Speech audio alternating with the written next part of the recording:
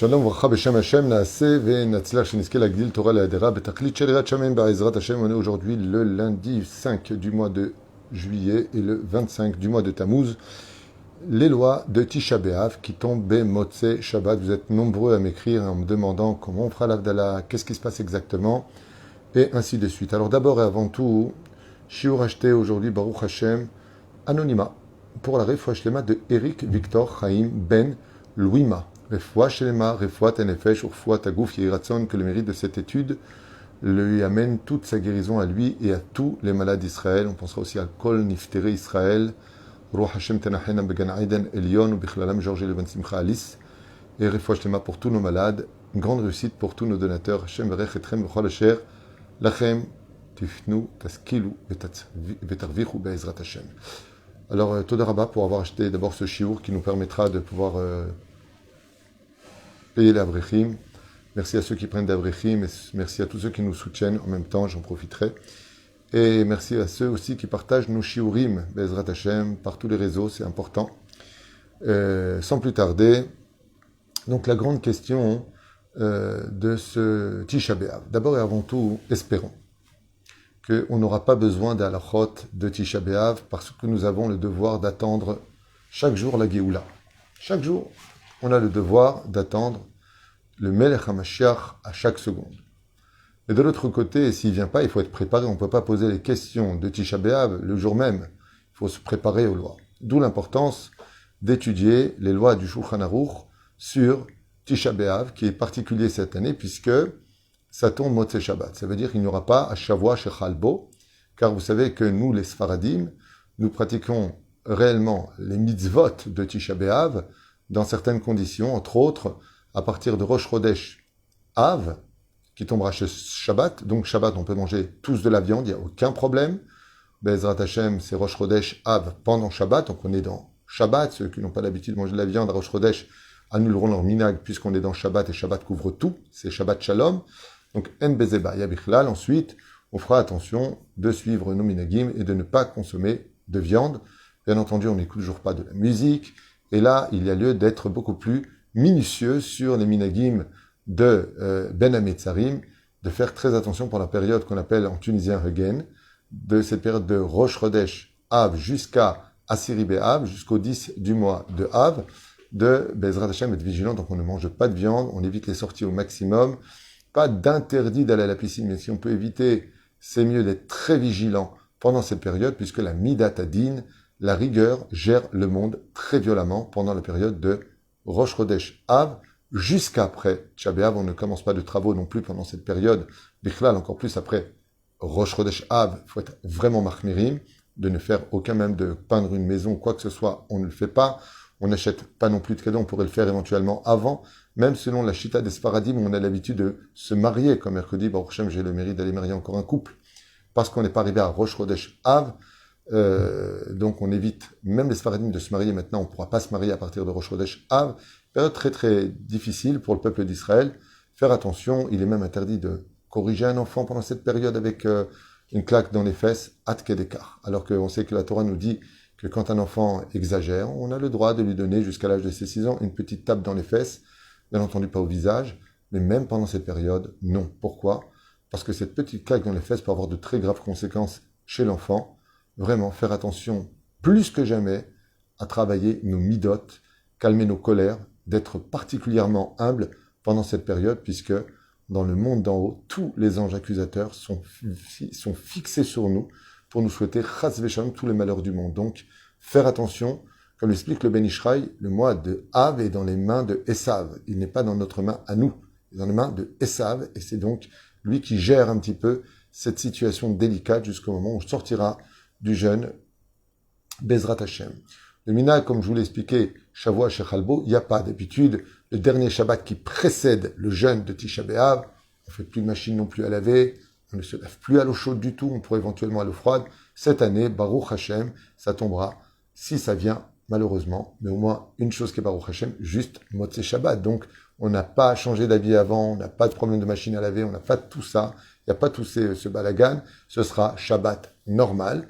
juste qu'il y aura quand même une différence, c'est qu'on fera la Seuda Shlichit Mincha plus tôt et la Seuda Shlichit plus tôt, parce qu'on rentre à Tisha B'Av dès la sortie du jeûne, où on retirera nos chaussures de cuir pour mettre nos chaussures en caoutchouc, en plastique ou en tissu. Donc, Bezrat Hashem, jusque-là, tout le monde connaît plus ou moins comment ça se passe. Il y a des gens qui sont dans des situations très très difficiles. Alors c'est vrai que les femmes enceintes sont exemptées de tous les jeûnes de l'année, sauf celui de Tisha B'Av et de Yom Kippourim, sur lesquels il y a des doses éventuellement à respecter, entre autres comme à Kippour. Les personnes qui n'ont absolument pas le droit de jeûner pour des problèmes sérieux, sous un avis médical, iront apporter l'avis médical, comme ça s'est passé une femme, envoyé donc un compte-rendu du médecin qui lui interdisait formellement de jeûner. Elle a essayé même de faire quelques heures, elle m'a dit, à 17 Tammuz, alors qu'elle n'avait pas du tout à jeûner, elle s'est tout simplement évanouie. Il est évident que les personnes trop faibles pour le jeûne, que les personnes qui ne peuvent pas du tout jeûner, dont l'interdit médical est formel, devront s'adresser à un Moréora, un rave compétent dans le domaine, qui leur expliquera comment ne pas jeûner à Tisha B'Av. Bien entendu, pas en se nourrissant de choses excellentes, mais tout simplement en mangeant uniquement des choses qui peuvent manger, de quoi passer le jeûne tout en restant en bonne santé. Bien entendu, dans leur cas, eux, ils feront l'Havdalah le soir même de Shabbat, de Motzei Shabbat, et en buvant du vin, puisque pour eux, ce sera leur Havdalah, parce qu'ils vont manger, ils ne peuvent pas manger s'ils n'ont pas fait l'Havdalah. Donc, c'est un cas qui est un peu spécial, uniquement pour les personnes qui sont dans un cas, les gens qui sont anémiques, les gens qui viennent de subir une opération, les femmes qui viennent d'accoucher dans à peine les 3 jours de l'accouchement. Après, ça change d'un Shulchan Aruch à l'autre.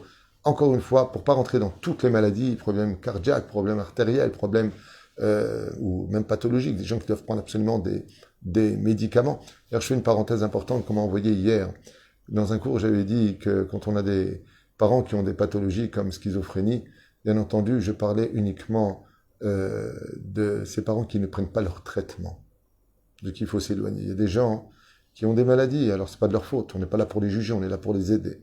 Mais si eux ne veulent pas céder, refusent de prendre leurs médicaments et que cela crée des énormes disputes dues à un trouble du comportement, c'est dans ce cas-là où la halakha, je dis bien le Shulchan Aruch, la halakha, les poskim, moi-même je me suis assis avec eux, dans ce cas-là, quand on ne peut pas manquer de respect aux parents, on s'éloigne parce que ça ne va pas le faire, parce que leur comportement n'est pas sous contrôle. Et donc, ce que m'a stipulé la personne qui m'a écrit hier, m'a dit, Rav Tutu, vous n'avez pas dit qu'ils ne prennent pas donc leurs médicaments, en d'autres termes, des enachon. Je parle uniquement des personnes qui ont des pathologies et qui refusent de se soigner. Je referme cette parenthèse. J'en profitais pour me réparer dans ce domaine.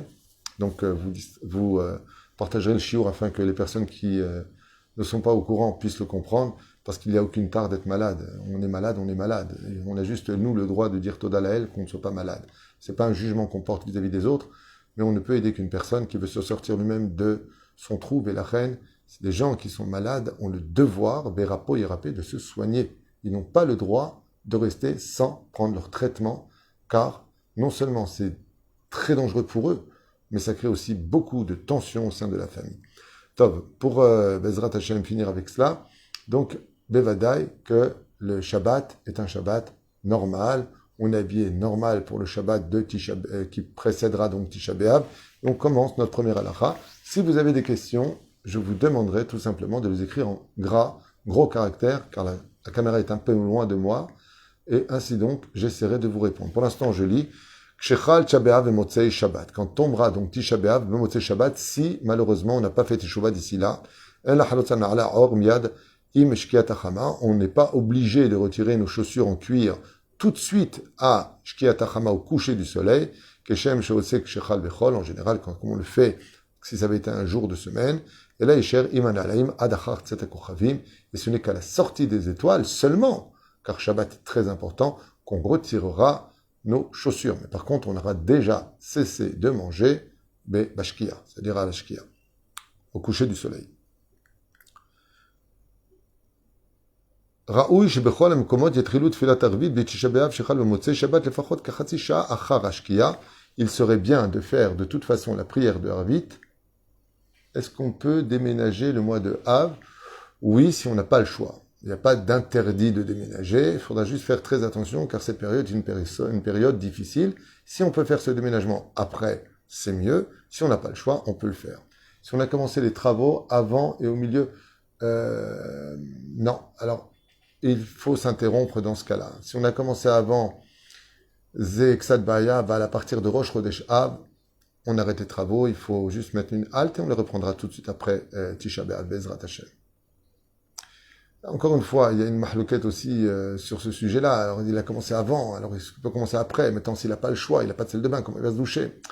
Aval, Achacham, Nav Berosho, on ne commence pas les travaux avant Tisha B'Av, à moins qu'on les finisse avant Rosh Chodesh Av. Donc, cette période, c'est-à-dire que comment dire, cette période-là, c'est la destruction du temple. Dieu n'a pas de maison, et nous, on se fait des belles maisons. L'homme istadère.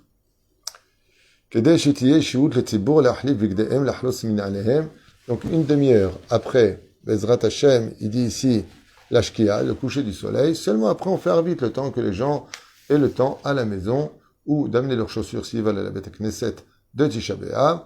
Ils enlèveront leurs chaussures pour prier arvit avec les chaussures de Tisha B'Av. En avdil à la cause de Tisha B'Av, Shechal Motzei Shabbat, en avdil Batfilat Bamirat Ahonantanu. Comment ça se passe pour la Havdalah? Dans le Nusach de Arvit, de Motzei Shabbat qui tombe avec Tisha B'Av. Dans le Atah Honantanu, on dira l'Havdalah.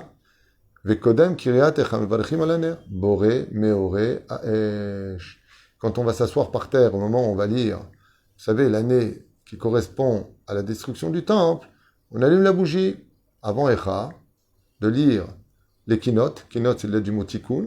La réparation, on va pleurer sur les malheurs qui ont lieu pendant cette période terrible. Et là-bas, le Gabay, le chamage de la synagogue, amène une bougie, et on dit Baruch Ata Hashem Elokeinu Melech Haolam, Boré Moresh. Et c'est à ce moment-là qu'on dira, la Kavana, on l'a eu dans la Mida, et on allume la bougie, on dira Boré Moresh, et tout le monde sortira de la mitzvah. Donc qu'est-ce qu'il nous restera à faire? Tout simplement, Bemotsei Tisha B'Av, à la fin de Tisha B'Av, eh bien, on prendra juste le verre de vin et on fera la Havdalah sur le vin, donc, et sur Amavdil Ben Kodesh Lechol. Pashut, Meod. Voilà comment on fait la Havdalah. J'espère que c'est clair. Ben Mevachim à la Bessamim, mais on ne fait pas les brachot sur les Bessamim. Ben Motzei Tisha B'Av, Mavdilim à la kos, voilà. Donc il le dit, c'est là d'après, j'aurais pu vous le lire. Donc Ben Motzei Tisha B'Av, Mavdilim à la kos, Mavachim Birkat Boré Peri à Gefen, Birkat Amavdil, Ben Vacher à la Bessamim, ni à la ner. Donc Ben Motzei Tisha B'Av, c'est-à-dire dimanche soir, on prendra tout simplement, dès que le jeûne aura fini, il sera bon, dès que le jeûne est fini, de boire un petit peu, de manger un petit peu, de faire Netilat Yadayim, puisqu'on ne fait Netilat Yadayim que sur les 3 premières phalanges pendant Tisha B'Av, et on fait la Birkat Alevana. Ensuite, on va à la maison, on prend son verre de Kiddush et on fait l'Havdalah, ni sur les bougies, bien entendu ça a été fait la veille, et pas sur les Bessamim, et on fait simplement sur le verre de vin. Donc il dit ici, alors lui il dit dans les 7 jours, dans les 30 jours, il y en a qui disent dans les 7 jours, il y en a qui disent dans les 3 jours. Donc pour ça je vous dis, d'un Shulchan Aruch à l'autre, c'est très changeant. וצריכים להבדיל על כוס קודם אכילתם, יכול להוציא בני ביתו המטענים בתשעה באב, ואינם צריכים לחזור ולהבדיל במוצאי תשעה באב. Alors cette halakha-là, elle est très importante. Si vous avez dans la famille une personne qui ne peut pas jeûner, problème de santé qui lui interdisent de jeûner, lui qu'est-ce qu'il va faire? Il habite dans la même maison que vous. Il va aller à la maison, et étant donné qu'il ne peut pas jeûner, il est obligé de faire l'Havdalah sur le vin, dans son cas à lui, et il boira du vin Tisha B'Av, contre toute attente. Il fait, lui, par contre, sur l'ensemble des choses, Bezrat Hashem, il fait sa Havdalah. Maintenant, vous êtes à la maison et vous allez l'entendre. Dans ce cas-là, vous avez fait la mitzvah de la Havdalah et vous n'aurez pas besoin de la refaire dimanche soir, puisque lui vous a sorti de la Havdalah, car il n'était pas tenu de jeûner selon son état de santé. Voilà, chose qu'il fallait savoir. Donc, si quelqu'un ne jeûne pas sous l'autorisation d'un médecin et le cautionné par un rave, eh bien, lui fera sa Havdalah, normalement, Bezrat Hashem, et pourra consommer pour garder une santé, car Dieu veut que l'on vive et ne veut pas que l'on, chas v'shalom, tombons malades ou mourons. Chas v'chalila, c'est un jeûne qui est très long, très dur, mais qui peut très bien passer. Par contre, j'ai l'habitude de le dire pour les femmes enceintes, si vous buvez beaucoup d'eau avant, donc pendant Shabbat Kodesh, et que vous vous allongez tout Tisha B'Av, fermez les volets, En Bezeh Shum Ba'aya, on peut très bien passer le jeûne. Mais attention, si vous sentez que ça ne va pas, parce que comme le dit la Gemara, il n'y a pas un meilleur médecin pour soi-même que soi-même, que le petit, il ne bouge pas, qu'il y a quoi que ce soit, ne vous angoissez pas. Dans ce cas-là, vous interrompez le jeûne, Be'ezrat Hashem, vous retrouvez vos couleurs et surtout le sourire. Après, surtout Chatzot, Ayom, la moitié de la journée de Tisha B'Av, c'est le retour de l'espoir qui s'installe dans le monde, puisqu'on dit que le Mashiach a été créé, justement, il a été fécondé l'après-midi de Tisha B'Av. Donc c'est déjà l'espoir du retour d'une lumière où le Tisha B'Av, on ne fait pas les Tachanunim parce que c'est Moed, c'est un jour de fête. Et donc, Be'ezrat Hashem, que bientôt ce jour-là devienne une grande lumière pour tous les enfants d'Israël. En ce qui concerne tout le reste, je pense qu'on a fait un tour général sur les lois de Shabbat. Shabbat est tout à fait normal, on chante, on mange des poissons, on mange de la viande, Be'ezrat Hashem. La Seouda Mafseket, c'est la Seouda Shlishit elle-même, donc on la fera plus tôt. On peut même manger de la viande à Seouda Shlishit pour ceux qui le veulent, ceux qui ont besoin par exemple de faire, qui veulent... c'est pas interdit parce que c'est Shabbat, et Shabbat, il n'y a pas de signe d'avelout, il n'y a pas de signe de deuil pendant Shabbat. Et Bezrat Hashem, que toutes ces lois que nous venons de dire ne restent que dans le domaine technique, mais pas pratique. Iratson, que nous ayons le mérite de tous faire une grande teshuva de l'amour du prochain, de nous renforcer dans l'étude de la Torah et surtout la pratique des mitzvot, et à plus forte raison sur la terre d'Eretz Israël, que l'on prie pour chacun et pour l'autre, afin d'avoir de résultats, pas simplement au sein du peuple d'Israël, mais que la Shekhinah soit enfin contente de voir tous ses enfants réunis et s'aimer pour le meilleur d'un parfait avenir. Comment le Mashiach a été fécondé alors qu'il est interdit d'avoir des relations? Tout à fait. Il y a 5 relations qui sont interdites. Toda Rabba, c'est gentil pour vos encouragements. Toda. C'est la Torah qui est belle. Toda. Nachron. Alors j'ai une réponse à vous donner. J'aime bien ce genre de questions. Moi j'adore parce que c'est vrai que on n'a pas le droit de toucher sa femme pendant Tisha B'Av. Vous savez que la femme est indigne de Nida pendant Tisha B'Av. Donc on ne s'assoit pas près d'elle, ainsi de suite. Et donc on ne se brosse pas non plus les dents à Tisha B'Av. On se met à peine de l'eau comme ça, comme à Kippour. C'est les mêmes lois que Kippour. On ne met pas de chaussures en cuir, on ne mange pas, on ne boit pas et on ne se met pas de l'huile sur le corps. Donc c'est un jour qui est très particulier. Et il faut savoir que la Mishnah nous dit dans Masechet Avot, Al tadun et traverecha ad sheta'amod bimkomo. Tu ne pourras jamais juger une personne. Ou si vous préférez, tu n'as pas le droit de juger une personne tant que tu n'as pas vécu ce qu'il a vécu. Si donc vous revenez en arrière, d'où vient le Mashiach? Il vient d'une femme qui se serait soi-disant prostituée, qui s'appelait Tamar, et qui est partie avec Yehuda. De là est né Baruch Hashem, 2 jumeaux de cette union. Zerach et Peretz, Imani le Toé. Et puis, si on avance dans le temps, il y a aussi l'histoire qui va précéder d'ailleurs. Lot, qui couche avec ses 2 filles, dont l'une qui va appeler Ammon et l'autre Moab. Ça veut dire que Mashiach vient d'une union incestueuse. C'est fou, hein? Et puis, si on continue au fur et à mesure du temps, il y aura Ruth à Moabia, celle qui se convertit princesse de Moab. Donc le Mashiach, il vient d'une convertie. Et puis, si on continue, on verra que dans toute la Torah, quand on voit l'apparition du Melech HaMashiach et de comment il est né, au fur et à mesure des siècles, on verra qu'il est né dans toutes les situations.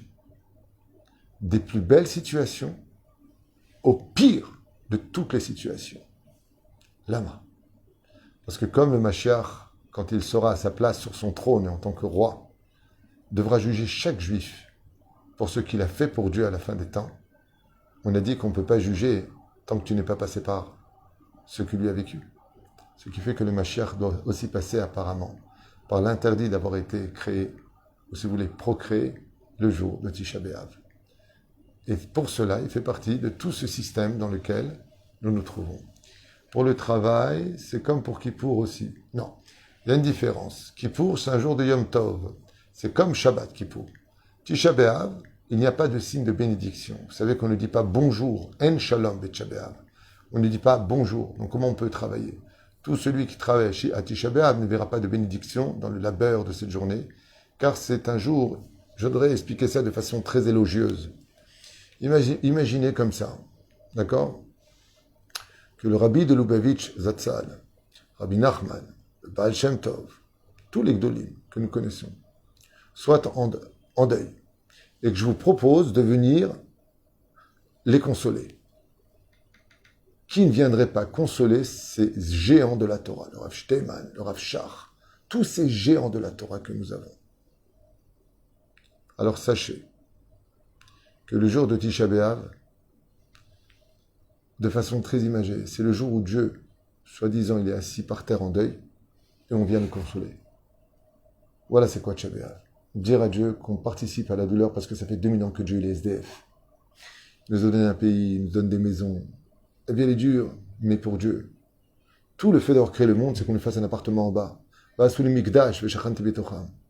à Kadosh Baruch Hu Boré Olam, il n'a pas de maison. On ne peut pas lui donner une journée dans 365 jours. Toutes les études qui concernent la journée de Tisha B'Av sont des études qui sont reliées à les lois de deuil, le Midrash Echa, le livre de Yov, qui est composé de 42 chapitres, je crois, toutes les études qui sont tristes. Quelqu'un m'a posé l'an dernier la question, m'a dit, c'est vrai, Tuto, moi j'aime pas trop lire. Alors comment je fais à Tisha B'Av? Je suis tout le temps sur mon ordinateur et j'ai peur de regarder un film. Alors je lui ai dit, regarde les documents de la Shoah. Ça veut dire des choses qui vont réveiller chez toi combien le peuple d'Israël a souffert. Peut-être que tu prendras l'éveil de comprendre que tous ces juifs qui ont été tués, avant de mourir, ont tout fait pour mettre encore une seule fois les téphilines. Encore une seule fois fêter Pessah. Encore une seule fois allumer les nérotes de Hanouka. Tant que ce que nous écrivons, nous étudions, ne nous apporte pas de joie, c'est un jour où vraiment, c'est un jour où on doit diminuer sa joie. Donc Bevada, et qu'on ne peut pas étudier des choses qui donnent de la joie. On ne lit pas en général le Teilim. Le jour de Tisha B'Av. Ceux qui ont l'habitude de faire le Perek Shira, ils le feront B'motzei Tisha B'Av, tout simplement, il n'y a pas de problème avec ça. On peut s'asseoir sur les fauteuils à partir de Chatzot Hayom selon certains minagim. Donc voilà, Baruch Hashem, on peut étudier Masechet Gittin pendant Tisha B'Av, il y a des Masertot qui parlent de la destruction aussi du temple. Le guet, en général, c'est pas des mitzvot agréables, c'est la destruction du Mizbeach, dit la Gemara. Tout ce qui touche à l'éveil et à la teshuva. Rabba à vous tous, Dieu vous bénisse. Niske la Gdil Torah le dira, betachlit shel Yirat Shamayim. Et voilà, qu'on n'ait pas à jeûner. Que Bezrat Hashem, on apprenne à être beaucoup plus humble les uns avec les autres, à retenir notre langue. Et s'il y a une étude que moi personnellement je conseille, si vous me le permettez, c'est peut-être pas marqué dans les livres, je sais, c'est de nous renforcer dans les lois du Lachon Hara. Voilà. Les lois du Lachon Hara, le Moussar est très conseillé pendant Tisha B'Av, d'étudier du Moussar, d'apprendre à être meilleur. C'est bien d'être des Google de la Torah, c'est bien de connaître les lois, c'est bien de connaître tout ça. Aval, c'est Ba'aya. Ba'aya. Ok? Il y a qui le font. Tout à fait. ולכן בסייעתא דשמיא שנזכה להגדיל תורה בתכלית של יראת שמיים et d'étudier pour changer. Le plus important, c'est pas de jeûner. Le plus important, c'est de changer, comme vous le savez. Comme c'est marqué pour Yona. Vayar Hashem et Maasem. Dieu, qu'est-ce qu'il a vu quand les habitants de Nineveh ont changé et qu'ils ont fait tchouva? Il n'a pas marqué Dieu, il a vu leurs pensées. Il a marqué Vayar Hashem et Maasem. Il a vu leurs actions. De là, on apprend que ce que veut Akadosh Baruch Hu, puisque tout au monde, quand il y a un événement qui nous ramène à l'ordre, c'est que l'on change. Il faut changer. Que celui qui est nerveux se calme, que celui qui est vulgaire se taise, que celui qui est anxieux se remplisse d'émouna, que celui qui est impatient se remplisse de patience, et que celui qui ne sait pas aimer apprenne à donner, et il sera ce qui est aimé. Kol Tuv Leitraot, j'ai encore le temps de vous faire un petit shiur, si ça vous intéresse, et je vous demanderai, si vous le pouvez, de partager au maximum les shiurim Bezrat Hashem, parce qu'il y a beaucoup de gens qui me disent j'ai pas reçu, je ne sais pas, et moi je peux pas faire ce travail à votre place. Ceux qui sont intéressés, c'est ce qu'on appelle le Zikouy Arabim, Tiskun Mizot Maasim Tovim. Ken, Une petite étude, j'ai encore 20 minutes avant mon rendez-vous. Pourquoi perdre du temps? Kol Tov.